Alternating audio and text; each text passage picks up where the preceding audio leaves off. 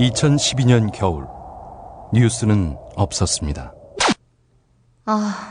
공정한 방송이 하나라도 있었다면.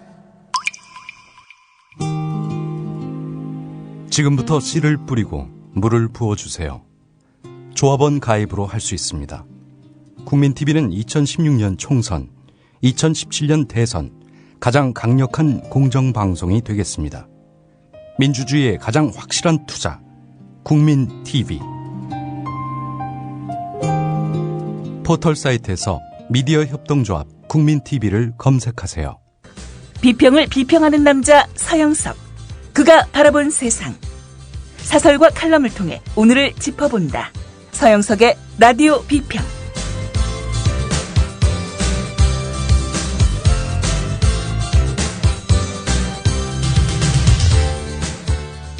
네, 22일 어제 청와대에서 박근혜 대통령이 빌 게이츠 마이크로소프트 회장과 면담을 했습니다. 세계적인 부호 그리고 IT의 제왕과의 만남, 그 디테일에 관심이 쏠린 게 아니고요. 박근혜 대통령과 악수하는 사진이 관심을 끌었습니다. 빌 게이츠 회장은 대한민국 정상과 몇 번 만났는지는 정확하게 모르겠습니다만은 한겨레 신문을 보니까 세 개의 사진이 있어요. 김대중 대통령과 면담을 했을 때죠.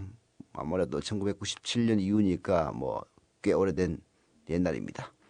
그때 빌 게이츠 회장은 두 손을 잡고 김대중 대통령의 손을 두 손으로 김대중 대통령의 손을 잡았습니다. 그때 사진이 그 한겨레신문에 있는데요. 보면은 김 대통령은 오른손 한 손을 내밀고 있고 빌 게이츠 회장은 두 손을 꼭 붙들고 있는 모습입니다. 근데 이 빌 게이츠 회장이 이명박을 만났을 때는요, 왼쪽 손은 주머니에 넣고 오른손으로 악수를 했어요. 근데 어제 박근혜 대통령을 만났을 때도 왼손을 호주머니에 넣고 오른손으로 악수를 했습니다. 저도 그 사진을 이제 보니까요, 이 빌 게이츠 회장이 김대중 대통령을 만났을 때는 아랫사람이 윗사람에게 인사를 드리듯이 악수를 하는 모습이었고요. 이명박 그리고 박근혜 두 대통령에 대해서는 좀 건들거리면서, 이 이명박 지지자가 쥐지자가 있을지는 모르겠습니다만은 이명박의 쥐지자와 박근혜 대통령의 쥐지자들 보면은 열받겠습니다. 좀 우습게 보고 있는 듯한 그런 모습이에요. 저도 열받네요. 대한민국 대통령이 이 외국 재벌 인간한테 이렇게 하찮게 보이나 하니까 우리가 잘못 뽑은 거 아닐까요? 그런 생각이 들었습니다. 오늘 라디오 비평을 시작하기에 앞서서 몇 가지 논평하고 싶은 이야기가 있습니다. 강남에 가면요, 능마공동체라고 있어요. 능마공동체.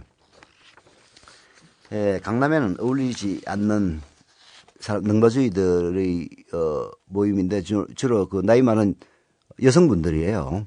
여성분들이 이 강남구 일원동의 한 반지하방에 월세로 들어 살고 있는데 강남구청이 쫓아내려고 한다는 그런 소식을 들었습니다. 능마공동체가 강남구청에 밑보인 사연에 대해서 구구절절히 이야기하고 싶지는 않은데요. 정말 있는 놈이 더하다 그러더니 강남구청 넘어가는 것 같습니다. 김문수 경기지사가 미국을 방문해서 시흥시 군자 매립지에 1억 달러 외자 유치를 했다고 발표를 했는데요. 경기도와 시흥시가 이 사실을 부인하는 그런 황당한 상황이 벌어졌다고 합니다. 이유가 뭐냐면요. 군자 매립지에 1억 달러, 즉 1,100억 원을 유치한다고 했는데, 실제로 군자 매립지의 가격은 무려 1,800억 원이 넘거든요. 1,800억 원이 넘는 부지를 겨우 1,100억에 넘기느냐. 이래서 경기도와 시흥시는 그렇지 않다라고 부인을 해서 우리의 김문수 아저씨를 쪽팔리게 했다는 그런 소식입니다.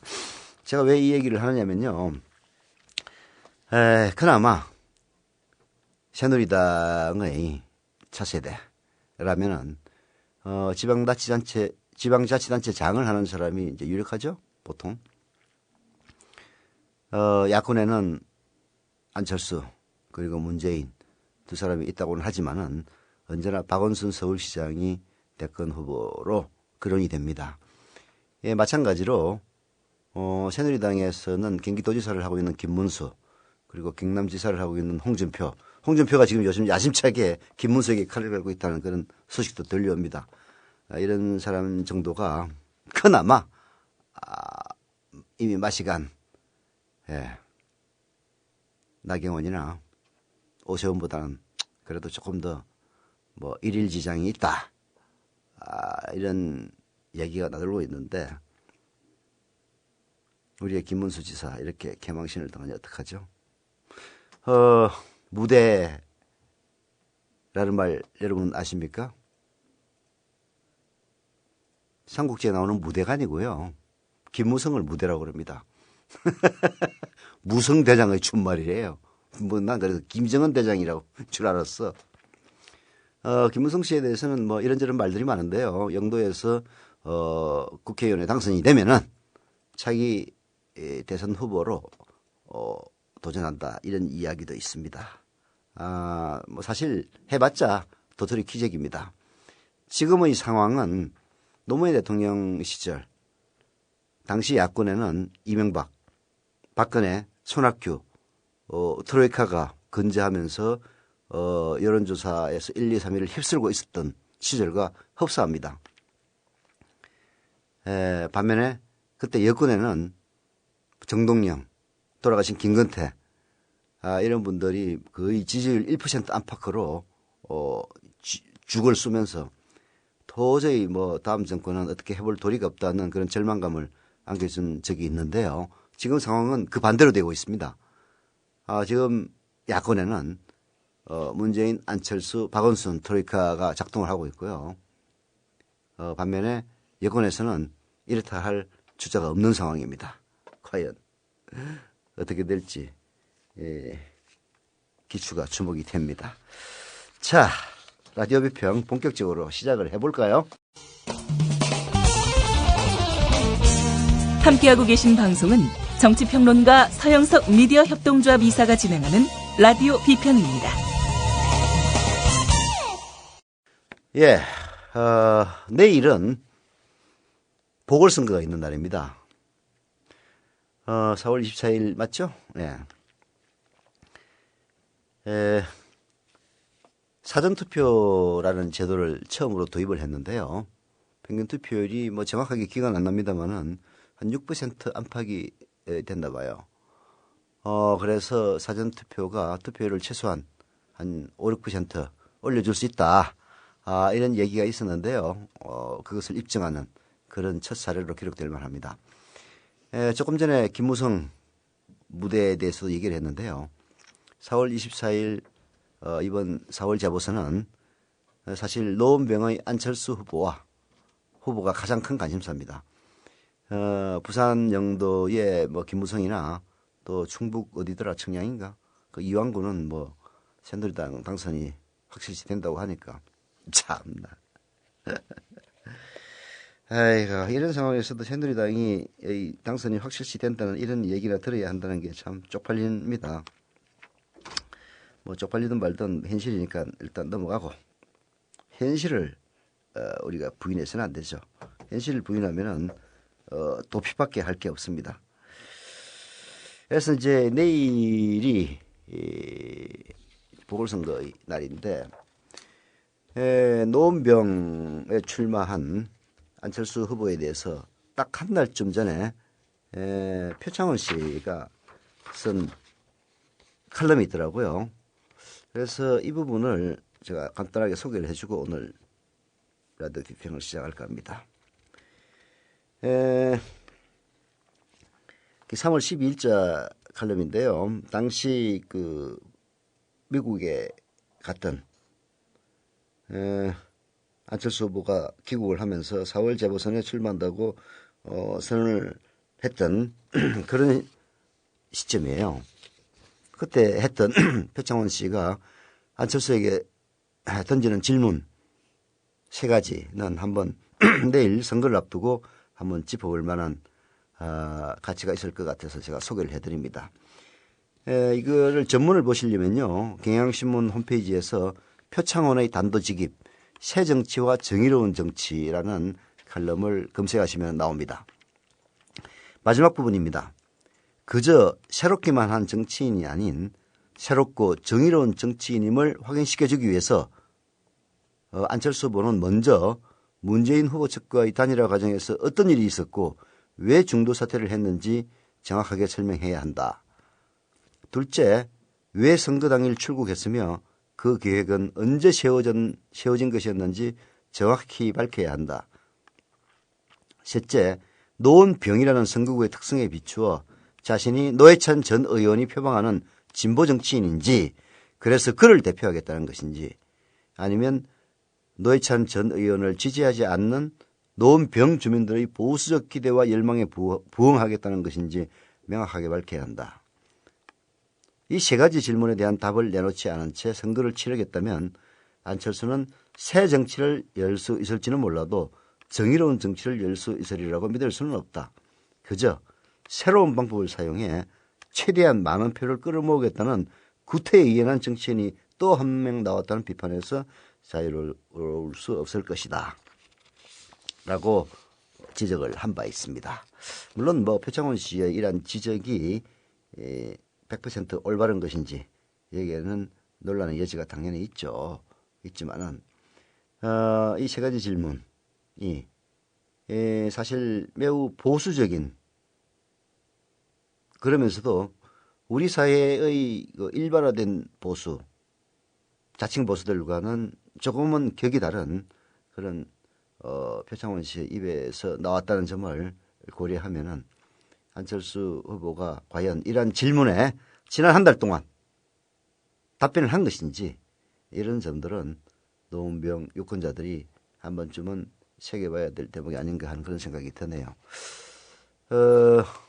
때마침 여러 가지 여론조사를 보면요. 안철수 후보를 지지하는 사람들의 상당수가 새누리당을 지지하는 사람이라는 이런 이야기가 있습니다. 예. 안철수 후보의 정체성에 대해서 여러 가지 많은 고민이 필요할 것 같아요. 물론 그렇다고 해서 그런 정체성이 나쁘다는 것은 아닙니다. 하물며 박근혜 대통령마저 후보 시절 진보의 가치라고 할 수 있는 복지, 경제민주화 이런 이념들을 극렬한 보수 지지자들의 반대에도 불구하고 받아들였기 때문에 대통령이 된 것이고요. 네, 그런 만큼 미약하지만 문재인 씨가 대통령이 됐을 때보다는 훨씬 미약하겠지만 경제민주화라든지 복지 문제라든지 이런 것들이 이명박 시대에서는 한 걸음 더 나아갈 수 있지 않나 이런 생각이 듭니다. 따지고 보면은 문재인 후보는 48% 이상을 득표함으로써 경제민주화와 복지라고 하는 2가지 우리 시대의 화두가 비록 박근혜 대통령이 대통령에 당선되기 위해서 사기로 사용했을지라도 대통령이 된 지금 완전히 사기라고 할 수만은 없는 사기로 해서는 안 되는 그런 압력을 사실 문재인 후보의 48% 지지가 말하자면 압력으로 작용하고 있다는 점에서 대통령에 당선시키지는 못했지만은 그러한 지지가 우리 사회를 한 걸음 더 나아가게 하는데 큰 역할을 하고 있다는 점은 부인하기 어려울 것 같습니다. 남북한이 대립하고 있는 이 시점에 때마침 정지영 감독이라고 아시죠? 예, 유명하신 감독이죠. 감독이 천안함 다큐멘터리 영화를 만들어가지고 오는 27일 전주 국제영화제에서 상영을 한다고 합니다. 여기에 때맞춰서 한겨레신문 곽병찬 논설위원이 천안함 공동조사로 신뢰의 토대를 이라는 제목의 칼럼을 썼네요. 우리 오늘 이 칼럼을 읽어보면서 한번 우리 사회에 극렬하게 대립하고 있는 이념 문제에 대해서 한번 생각해 보도록 합시다. 자, 시작하시죠. 지난 연말 한 친구는 불쑥 이런 질문을 던졌다. 대통령 선거운동이 한창인 때여서 정치적 문제를 놓고 흉금을 터놓기는 어려운 때였다. 그래서일까 그는 술잔이 몇 차례 돌고 나서야 그야말로 자다가 봉창 두들기듯이 물었다. 천안함에 대해 어떻게 생각하나? 어안이 벙벙했다. 평소 그럴 친구가 아니었다. 설사 그렇다 해도 그렇게 돌발적으로 물을 사안은 아니었다. 나를 헌법재판소 재판관 후보자로 착각했나? 그러나 어쩌겠는가. 알루미늄 산화물 논란, 스크루가 휘어진 방향, 수거된 추진체의 녹과 사인펜 글씨, 긁힌 배 밑창, 멀쩡했던 형광등 등 그동안 반증 차원에서 제기됐던 이야기들을 주섬주섬 챙겨봤다. 그러자 이번엔 짜증 섞인 목소리로 다그쳤다. 다른 사람 이야기는 말고 네 이야기를 해라, 네 생각을. 나도 짜증이 났다. 천안함의 진실은 과학의 영역인데 어떻게 내 생각만 말하라는 거냐. 게다가 상반되는 과학적 근거들이 난무한다. 그날 대화는 이런 짜증으로 끝났지만 그 뒤 지금까지 친구를 만나지 못했다. 아니, 연락할 엄두가 나지 않았다. 또 어떤 믿음과 신념을 요구할까 걱정됐다. 천안함으로 말미암아 생긴 강은 나와 그 친구 사이에만 흐르지 않는다. 우리 사회를 깊이 양분하며 흐른다. 한쪽에서 아직도 못 믿는 거냐고 핏대를 세운다. 다른 한쪽은 말이 없다. 강요되는 믿음 앞에서 할 말이 없다. 정부와 국제조사단의 조사 결과를 반증할 논거도 적지 않다. 그만큼 조사 결과는 미진했다. 경험 많은 러시아 조사단도 조사 결과를 배척하는 쪽이었다. 네. 천안함. 곽병찬 논설위원은 이어서 이렇게 얘기를 하고 있네요. 그날 그 사건은 천안함만 동강낸 게 아니라 우리 국민까지도 동강냈다. 폭침이 아니라고 믿는 사람들은 제 생각, 제 소신을 곧이곧대로 말할 수 없다. 종북, 빨갱이 소리는 물론 공안기관의 시선까지도 의식해야 한다. 그래서 침묵하고 있지만 그건 유라시아 지각판을 밀어올리는 태평양 지각판처럼 언제 어떻게 터져나올지 모른다. 북한이 핵무기를 앞세워 남쪽을 협박하는 상황에서도 우리 국민의 한마음 한뜻이 되는 것을 가로막는다. 그 책임은 불신이 아니라 어설픈 조사 결과에 있다라고 쓰고 있습니다. 사실 그때 그 러시아 조사단이 조사를 했죠. 조사를 하고 나서 우리 합조단 그리고 국제조사단의 조사 결과를 인정하지 않았습니다. 자, 이어서 우리 또 계속 읽어봅시다. 낭낭한 목소리에 김희주 아나운서 목소리로 자 곽병찬 칼럼은 계속됩니다. 남남 간의 옹벽뿐 아니라 남북 간에도 긴장을 임계점으로 고조시켰다. 남북 조사단이 내린 폭침 결론을 북은 당연히 받아들이지 않는다. 빼도 박도 못할 근거가 부족하니 북은 긴장과 대결의 책임을 남쪽에 돌리기도 한다. 휴전 상태에서 한쪽 편의 잠수정이 분계선을 넘어 다른 편의 군함을 공격해 장병 46명을 수장시켰다면 그건 전쟁 상태로의 환원을 뜻한다. 이달 초 북이 남북 간 전쟁 상태를 선언하기 전 천안함 격침 조사 결과가 발표될 때 이미 남북은 전쟁 상태로 돌아간 것이었다. 천안함 문제가 매듭지어지기 전에는 되돌릴 수 없다.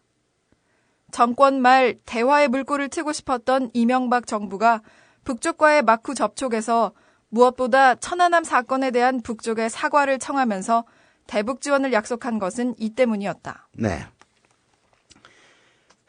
천안함이 만약에 이명박 씨가 주장했던 대로 이명박 씨 아래에 그 국방부가 주장했던 대로 한쪽 편의 잠수정, 즉 북한 잠수정이 분계선을 넘어서 우리 천안함을 공격해가지고 폭침된 게 사실이라면 이미 전쟁은 시작된 겁니다. 아이러니예요.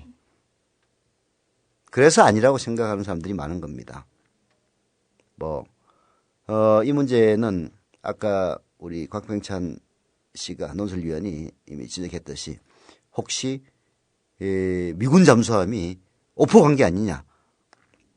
이스라엘 잠수함설, 암초설, 온갖 얘기들이 나오고 있는데요.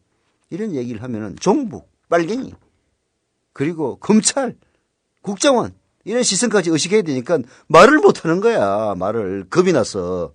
이게 참 대명천지 87년 민주화 항쟁 이후에 민주화됐다는 대한민국의 실상입니다. 이명박이가 임기 말에 북한에 남북 정상회담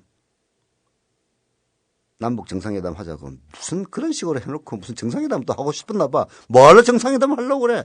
그래가지고 똘마니를 갖다 북한에 보냈더니 돈 10억에서 20억 달러 내놓았다면서요. 만나자고 말이야. 돈 봉투 가지고 아이고. 그건 쪽팔리는 일까지 하지 않았습니까? 국격을 떨어뜨리는 아주 표본이었죠. 아이고. 참 생각하면 짜증납니다. 천안함 생각하면요. 이명박이 생각나고 이명박을 생각하면 짜증이 밀려옵니다. 박근혜 대통령도 앞으로 5년 후에 제발 그러지 않도록 좀 하시기를 진심으로 부탁을 드립니다. 여하튼 그건 그거고. 자, 계속합시다. 천안함 조사 결과에 대한 과학적 혹은 군사적 의문을 되풀이할 생각은 없다. 그럴 필요도 없다. 오는 27일 정지영 감독이 제작한 다큐멘터리 천안함 프로젝트가 전주 영화제에서 상영된다. 정 감독은 제작 동기에 대해 의문을 제기한 사람들을 종북으로 몰고 고발하는 우리 사회의 비이성적 대응이라고 말했다. 천안함은 우리 시대 불통의 장벽이 됐다. 영화의 주제는 천안함의 진실이 아니라 위기에 빠진 소통이다. 네. 정지영 감독의 얘기가 바로 그 얘기입니다. 수구 세력들은 안보를 이유로 자기에게 반대하는 사람들을 종북으로 몰고 가는 것은 참 1950년대 미국인들이 가장 부끄러워하는 시대였던 1950년대 메카시즘 광풍을 연상케 합니다. 이미 황교안 법무장관은 메카시즘에 버금가는 발언들을 스스럼없이 내뱉고 있는 그런 상태죠. 의문을 제기한 사람들을 종북으로 몰고 고발하는 우리 사회의 비이성적 대응. 정말 자칭 보수 세력들은 창피한 줄 알아야 됩니다. 앞으로 50년, 30년, 50년 세월이 지난 후에 이명박과 박근혜가 지배했던 그 시기가 우리 시대에서 가장 부끄러웠던 시기였다. 자기에게 반대하면 종북으로 몰고 빨갱이로 모는 한 60년, 70년 전의 미국의 메카시즘 광풍을 연상케 하는 그런 창피하고 굴욕적인 시대였다. 이런 소리 듣지 않으려면요. 그러나 그런 소리 들을 가능성이 매우 높은 것 같아요. 북한은 천안함 폭침과 관련해 공동조사를 제안했다고 합니다. 물론 어려운 일이죠. 북한과 남북 간에 군사 문제를 가지고 공동조사를 하려면요. 군사 비밀 등 장벽이 높습니다. 이명박 정부는 당시 이미 그 사건 당시 러시아의 조사를 허용한 바가 있기 때문에 남북한이 만약에 천안함 문제에 대해서 공동조사를 한다면은 신뢰를 쌓을 수 있지 않을까 하는 것이 곽병찬 논설위원. 천안함 공동조사로 신뢰의 토대를 쌓자는 그런 얘기겠죠. 이 칼럼의 주제인데요. 공감이 갑니다. 박근혜 정권은 이명박 정권과 다릅니다. 사실 같은 새누리당, 과거 한나라당이라고 하지만은 굉장히 성격이 많이 다른 정권이 있죠. 그래서 이명박에게 부담 느끼지 말고 천안함 문제에 대해서는 그야말로 공동조사라는 특단의 카드로 남북한을 동시에 감동시키는 그런 결단을 내렸으면 하는데 과연 그럴 만한 사람인지 박근혜 대통령이 두고 봐야 될 것 같습니다.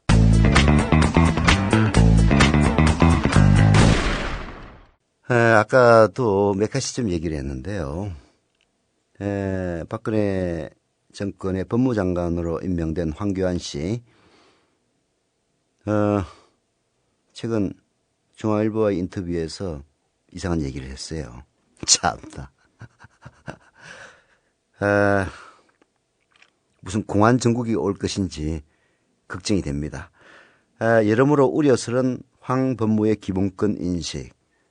한겨레신문의 사설을 살펴보겠습니다.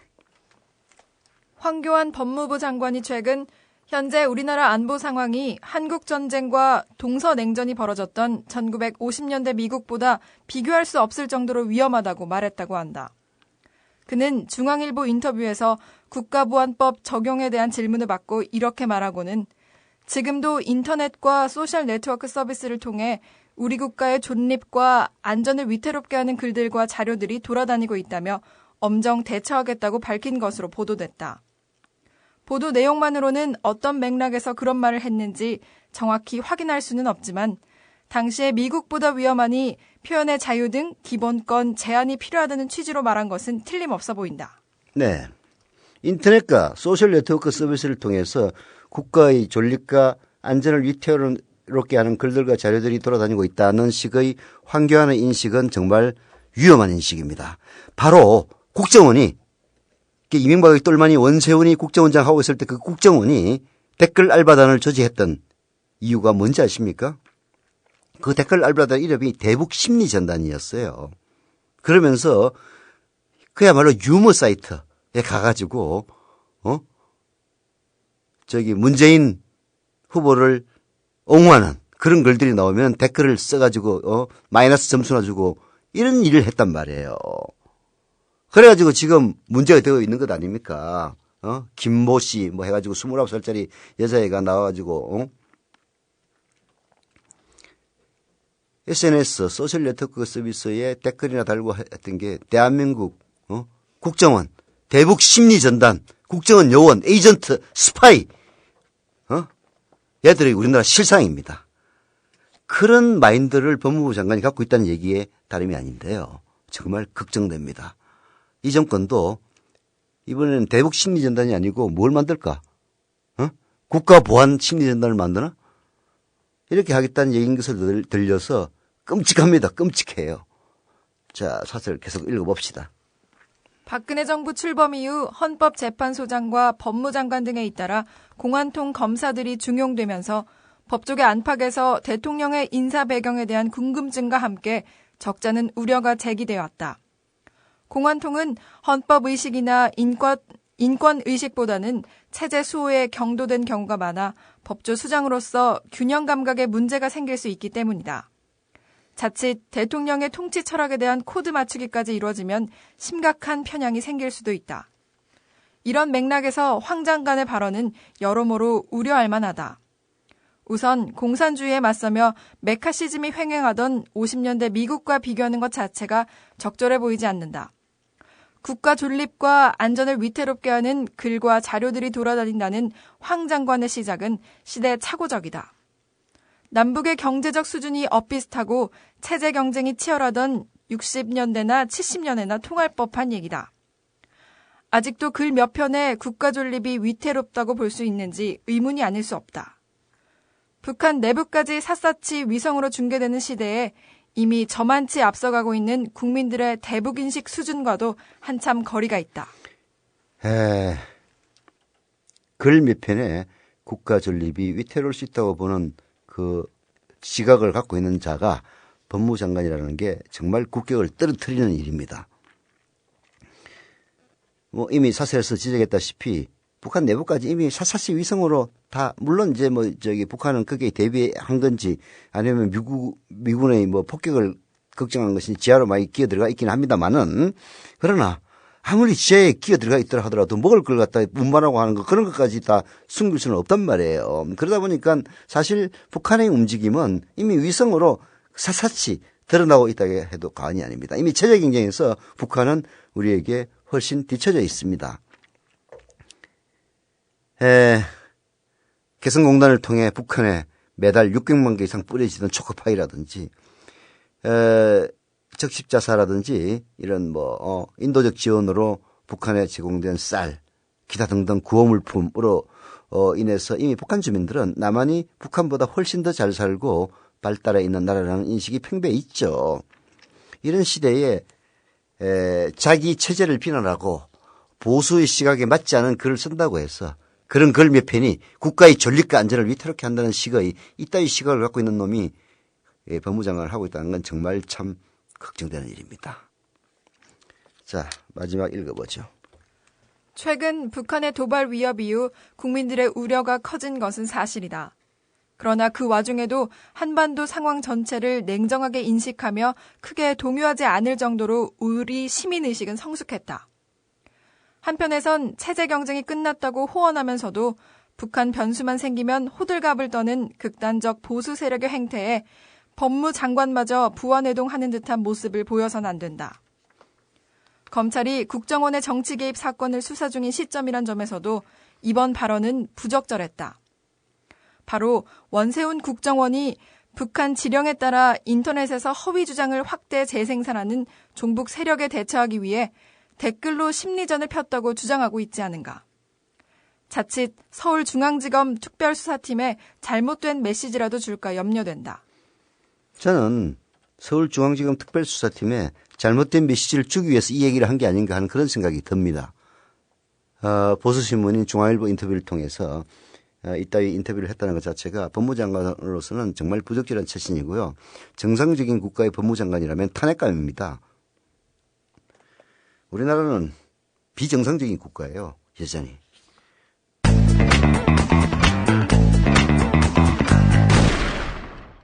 좋은 소식이 두 가지가 있네요. 조합원이 드디어 10,000명을 향해 조금 더 가까워졌다는 소식입니다. 9,000명을 향해서 지금 달려가고 있는데요. 아마 이번 주 중에 9,000명을 돌파하지 않을까 생각이 듭니다.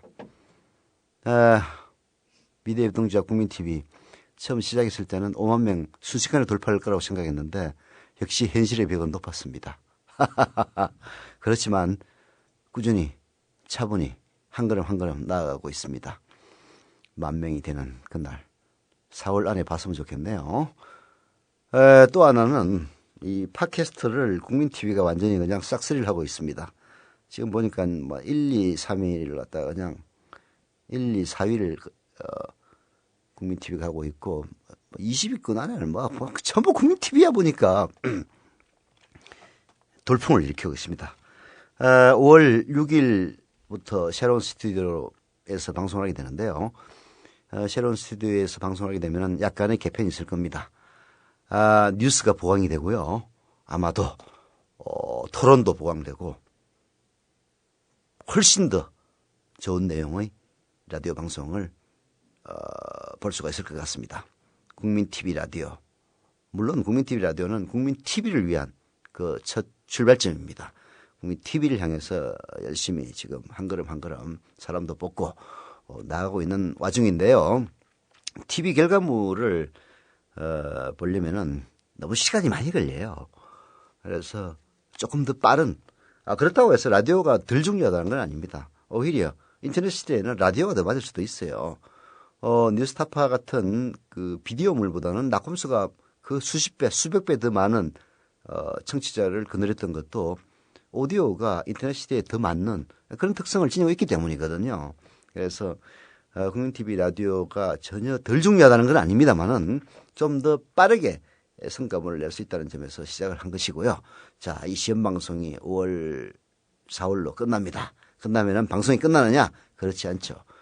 스튜디오는 5월 6일 새로운 스튜디오, 합정동 스튜디오에서 오전 6시부터 아마 제 생각에는 확정된 건지는 제가 그 보도 쪽에 물어봐야 알 것 같은데 들은 바로는 밤 12시까지 하루 18시간 라이브로 방송이 되고요. 그 프로들은 바로 끝나자마자 팟캐스트로 업로드를 할 예정입니다. 자, kukmin.tv 접속하셔서 국민TV 가입해 주시기를 다시 한번 부탁을 드리면서 오늘 방송은 여기서 이만 끝낼까 합니다. 라디오 비평 내일 다시 뵙겠습니다. 여러분 안녕히 계십시오.